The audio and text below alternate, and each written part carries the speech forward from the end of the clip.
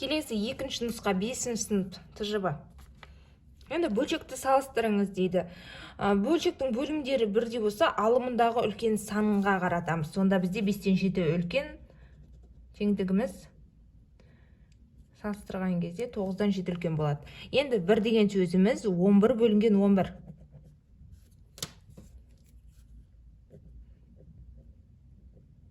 Және 11 бөлінген 8. Бізде 11 үлкен, сол үшін 11-ге қаратамыз. Енді үшіншісінде алымдары бірдей, керісінше бөлімдері басқаша. Ол кезде біз бөліміндегі кіші санға қаратамыз. Алымында болса үлкен санына қарататын едік қой, ал бөлімінде болған кезде кіші санға қаратамыз. Сонда 5-тен 1 үлкен болады бізде. Келесі 1 деген сөзіміз 5 бөлінген 5. Бөлімдері бірдей, алымында үлкен сан 7. Алымында сандары бірдей болған кезде үлкен санға қаратамыз. Ал бөлімінде сандары бірдей болған кезде келесі екінші есеп 1,3-тен 1, 2,5-тен 3, 13-тен 5, 2,3-тен 1 сандарының ішінен өзара кері санды табыңыз. Кері сандарды теріп жазып, таңдауыңызды түсіндіріңіз дейді. Кері сан деген сөзіміз, кері сандарды бір-біріне көбейткен кезде бізде бір шығу керек. Енді аралас сандардың барлығын біз жай бөлшекке айналдырып аламыз.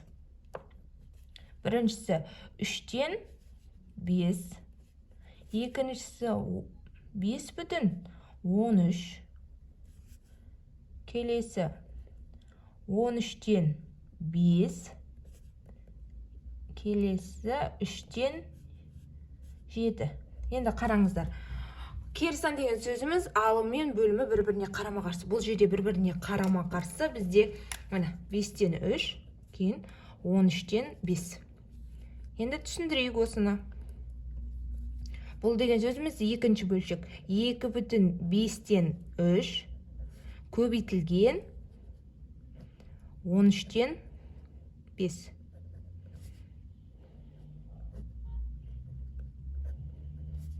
Көбейтілген.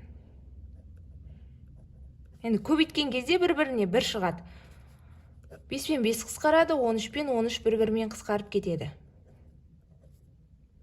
Сонда бізде бірге тең. Кері сандардың көбейтіндісі әрқашан бір шығады. Естеріңізде болсын. Келесі үшінші өрнекті ықшамдаңыз дейді. Енді өрнекті ықшамдаған кезде байқасаңыздар бір-бірімен кері сандар берілген бұл жерде де. Бір-бірімен қысқартып тастаймыз. 6 мен 6 қысқарады. 1 болады. 7 мен 7-ні қысқартамыз. 1-ді жазамыз. 9 бен 9. 8 бен 8-ді қысқартамыз. 10 мен 10 бір-бірімен қысқарып кетеді. 11 мен 11. 13 пен 13-ті қысқартамыз. 12 мен 12. Бізде қалғаны тек 19-дан 14. Сонда жауабымыз 19-дан 14 шығады. Келесі 4-ші есеп, теңдеуді шешіңіз дейді. Мен бірден белгіні жазбай қояйын параққа.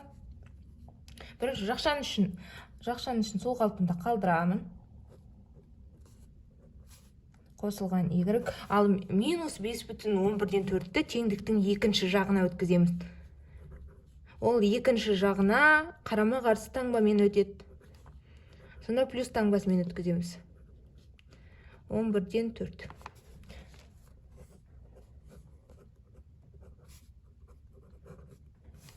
Сегіз бен 5-тің қосындысы бізде 13. Бөлшектің бөлімдері бірдей, сол қалпында жазамыз. 8 бен 4-тің қосындысы 12. Y тең 13,11-ден 12-ден азайтамыз 11,11-ден 2-ні. Сонда Y-тің мәні 13-тен 11-ді азайтсақ бізде 2 шығады. Бөлшектің бөлімдері бірдей. 12-ден 2-ні азайтсақ 10. Сонда Y-тің мәні 2,11-ден 10.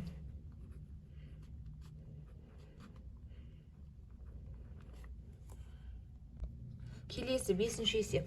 Қабырғалары 3,2-ден 1 метр және 1,3-ден 1 метр болатын тікбұрыштың периметрін табыңыз дейді. 5-ші есеп берілгені.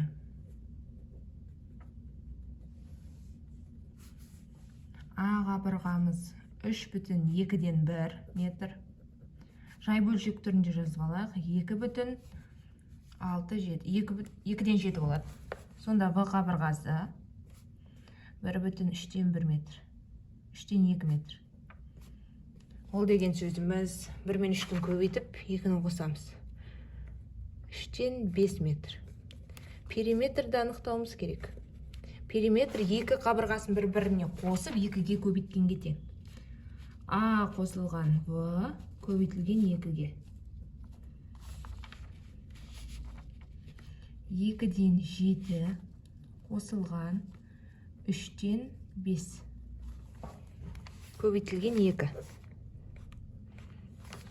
2 мен 3-ке ортақ бөлім 6-дан береміз. Бірінші бөлшектің алымын 3-ке, екінші бөлшектікін 2-ге көбейтеміз. 7 жердегі 3 21, 5 жердегі 2 10.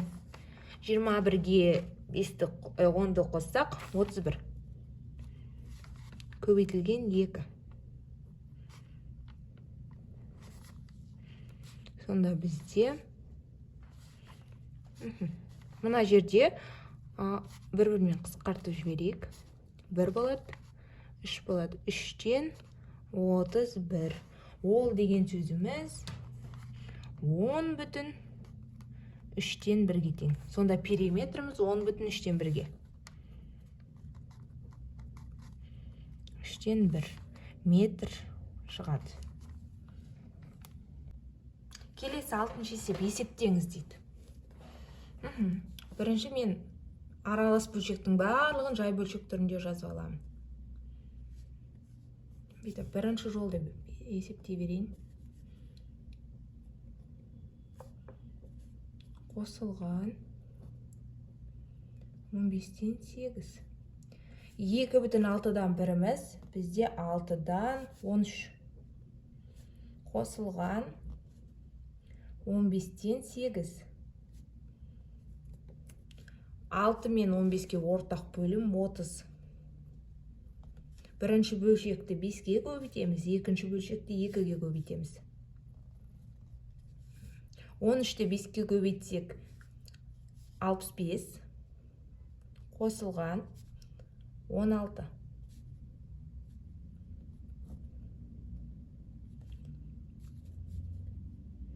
81 шығады. 65 пен 16-ны қоссақ. Екіншісі бөлуді орындаймыз. 1,2-ден 1 бөлінген 30-дан 81 тең 2-ден 3. Енді көбейтуге бірден жазайын. Ол деген сөзіміз 30 бен 81-дің орнына ауысады. Бір-бірмен қысқартып жібереміз. 2 мен 30-ды 15 деп қысқарады. 3 пен 81-ді қысқартамыз.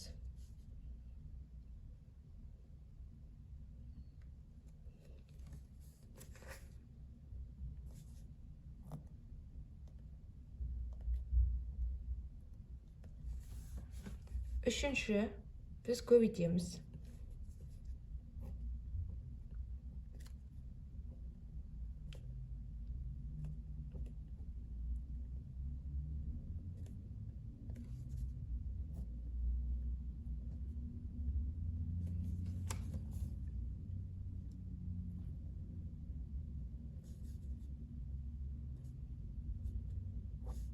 Қысқаратын сандарды бір-бірімен қысқартып жібереміз.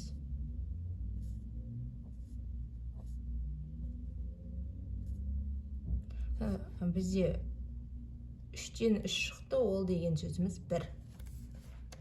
Ал 4-ші жолымыз 4,12-ден 5 азайтылған 1. Мен араласқа айналдырмай қой. Аралас жай бөлшекке айналдырмайым. 1-ді азайтқанымыз тез шығады. Сонда 4-тен 1-ді азайтамыз 3,12-ден 5. Жауабым. 6-ші есептің жауабы сонда 3,12-ден 5 шығады.